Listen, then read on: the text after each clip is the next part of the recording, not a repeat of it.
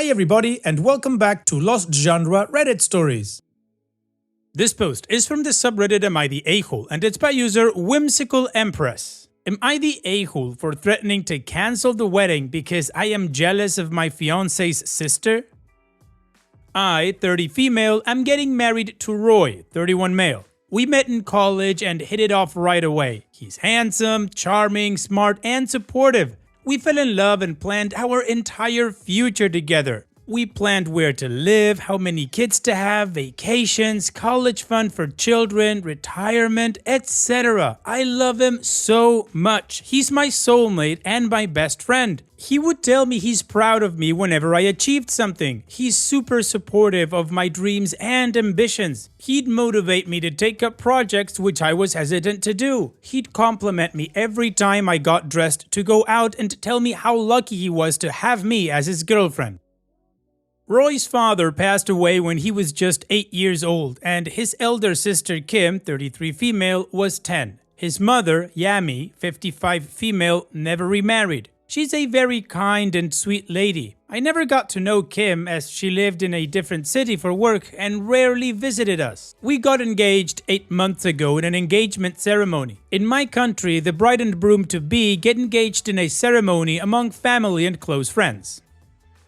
Kim moved back to our city and found a job here. This is when things started to get complicated. It's customary here for the girl's parents to pay for the wedding.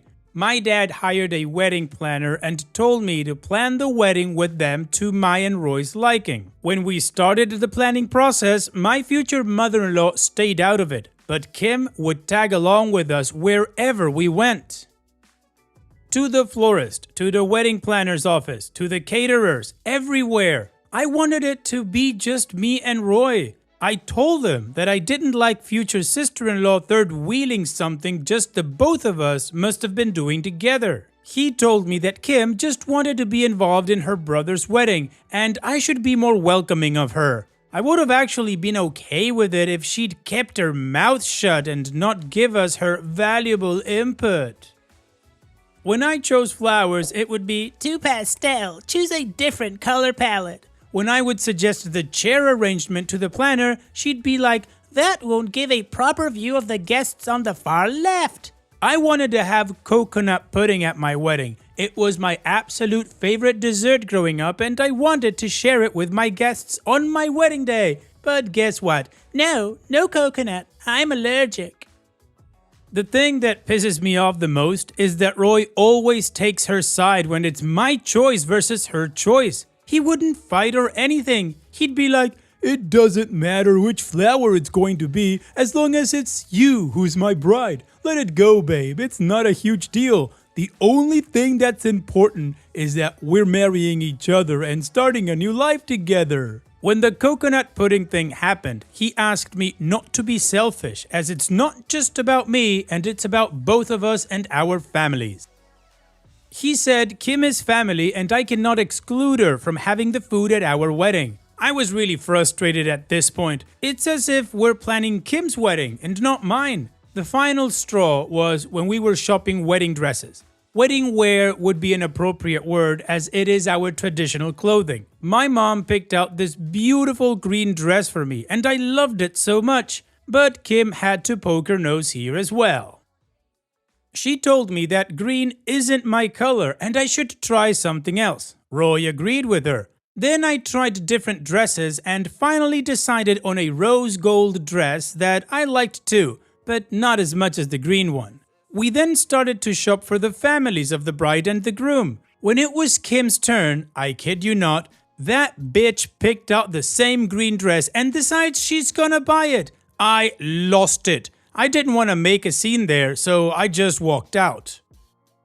Roy and me had a huge fight about this at home. He told me that green wasn't going well with my skin tone and that it suits Kim better, that I should stop acting so immature, that Kim picked that dress after I'd already picked out mine. I couldn't believe my ears. For the first time since we started planning our wedding, I noticed how he's always taken Kim's side and never mine. I couldn't believe that the man I was looking at was the same man I fell in love with. Roy and Kim shared a strong bond due to losing their father so young. They were each other's best friends and support system growing up. But that doesn't justify him taking her side when it's our wedding and our vision. Back in college, when we were dating, he'd brag about his sister to anyone he could, even if that person was complimenting me. Like, if someone complimented the taste of the coffee I'd made, he'd be like, "If you think this is delicious, then you must try the coffee my sister makes," etc. It was annoying, but wasn't a big deal, and I let it go as I knew he was really close to her. But this time, I cannot let it go. It's our wedding, not Kim's wedding. I yelled at him that if this wedding is happening, then it's happening like we both envisioned it, or it's not happening at all. Roy got mad at me and yelled that I was just jealous of his sister as I can never be as good as her. He then said that I am a bitter person for holding a grudge against Kim, even though she's been nothing but kind to me, that she was just trying to help, etc. I don't hold any grudge against her, I just want to have my dream wedding. Am I the a-hole? No, OP, of course you're not the a-hole, and at the moment that he yelled at you that you were just jealous of his sister and can never be as good as her, that's the moment this whole thing ends for me. I understand that they supported each other through a very strong trauma like losing a parent, but it sounds like they're enmeshed now and she's overruling every single one of your decisions, and your husband-to-be, the man who's supposed to stand by you, would rather gaslight you into thinking that you're jealous or crazy or whatever and that you just need to bow down to his sister. That's absolutely wrong, and he's showing you who he is. He's not a man who would stand up for his wife. You are absolutely right, OP. It's your and his wedding, so it's what you and him should want for the wedding, not what his sister wants. If he would have an opinion on the flower or the color palette, on the desserts or the dress or whatever, sure. But he didn't. It was his sister just saying what she wanted and him backing her up. So no, OP, I don't think you're the a-hole, and I think you should take this as the perfect opening to exit this relationship. And what is your judgment? Let me know in the comment section, and now let's check out the community comments. Cat Wowzass says, he literally told you what he believes. Do you want to wait several years just to find out he wasn't lying? Leave. He either flat out does not respect you or has never had a consequence for holding her relationship too close to him. It is not normal, it is enmeshment, and she is creepy for keeping it going. He is not her daddy. Edit, not the a-hole. Unzun's Hemp says, quote, I can never be as good as her, end quote. Right there is your future. Your soulmate has another soulmate that isn't you.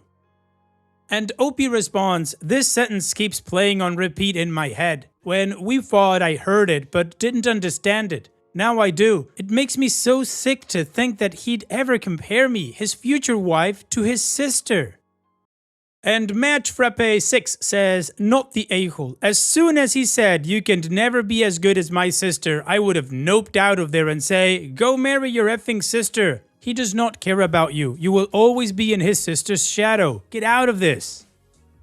OP's edit. I am currently at my friend's home. I cried myself to sleep after posting this. Woke up a few minutes ago and she told me that there are around 1,000 people who agree with me. I forgot to tell you all that English is not my first language, so I apologize for any grammatical mistakes. I didn't want to read the comments because I was scared of the obvious. Honestly, I just thought everyone would be telling me to cancel the wedding because he isn't right for me, which of course you all did, and thank you for that. But the things you've all pointed out, like the emotional incest and how she could control our future, even my future kids, never crossed my mind, not once. I don't know why I couldn't see those things. I was so dumb. After reading the comments, I almost threw up looking back at our relationship. I might have ignored the red flags because he would claim that their bond is stronger than other siblings because they've lost their father and had to face hardship together. I'm so heartbroken to the point that I black out if I stand straight. This pain is too much for me to take. His mom called me on my phone, but I didn't answer. It's so overwhelming. It's difficult to breathe and I feel claustrophobic. My friend told me I might be experiencing anxiety. We're gonna go see a doctor first. I don't feel like I'm in a condition to talk to anyone. So the community agrees that OP needs to get out of this, and apparently OP agrees. So let's move on with the update, but a quick warning. OP told us that there is mention of physical abuse in this update. The wedding isn't happening. I'm at my home with my parents, my sister, and my best friends. We spoke for a while to put our stories together so that I get the sequence of events right. I forgot to mention my sister Maya, 34 female. She works abroad and came home a week ago to help me with the then upcoming wedding and also to spend time with me. The day of wedding wear shopping, Maya stayed home as she was jet lagged. My mom, 2 of my aunties, 4 cousins, 3 uncles, Roy, Kim, Yami, ex-future mother-in-law, 2 of Roy's aunties, 2 uncles were also present. So we were like 18 people shopping for wedding wear. When I got upset and left, Roy followed me back to his home where we fought. At the store though, my mom finally couldn't hold it back anymore. She yelled at Kim and called her some nasty names. Kim retorted by calling me a few nasty names. This led to a messy shouting match between Team Bride and Team Groom, Yami attempting to calm the situation down. Police were called and they were all escorted out of the shop. After this whole thing happened, Kim went missing. This is when I had that fight with Roy and went to stay at my friend's home. Kim wasn't answering her phone and she wasn't at any of her friends' or relatives' places. Roy and Yami searched for her everywhere as they were worried for her safety, then found her at a distant relative's house the next morning. Yami had called me, which I didn't answer, to ask if I knew where Kim might have gone. At the hospital, when I was inside the doctor's office, I had a full-blown panic attack. I started to hyperventilate, high pulse rate. I was passing out, then regaining consciousness for a few seconds before passing out again. I just remember a needle piercing my butt. I was knocked out for a whole day. I woke up on my bed at my parents' house. Nobody asked me anything or spoke to me about what had happened. My mom smiled sweetly at me when she saw me wake up and asked me if I wanted some coffee. And guess what? Mom's coffee kicks Kim's coffee's ass any day. Maya and I spoke about her life abroad. My dad brought me some snacks and ice cream. It felt good to put up thinking about the wedding and the fallout to a later time. Maya hugged me while I slept that night. I remember my heart feeling warm and tears running down my cheeks. She kept saying everything will be okay, have faith in God, it's okay to cry and let it all out. Next morning, I got a call from Roy. I picked up, he asked me where I was and I said I am at home.